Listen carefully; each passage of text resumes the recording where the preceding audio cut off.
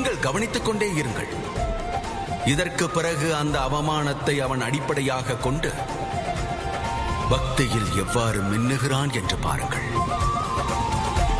அவனிடத்தில் இருக்கும் அனைத்து தவறுகளையும் துறந்து எவ்வாறு இறைவனை அடைகிறான் என்று பாருங்கள்.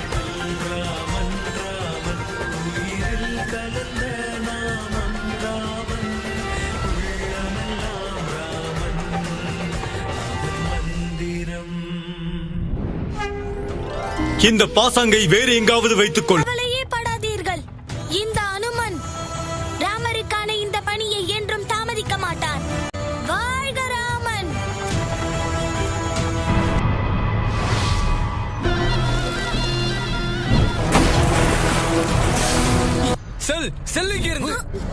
எப்படி என் ராமனை சந்திப்பேன்? உன்னை சுற்றி என்ன நடக்கப் போகிறதென்று உன்னால் கணிக்கவே முடியாது அனுமான்.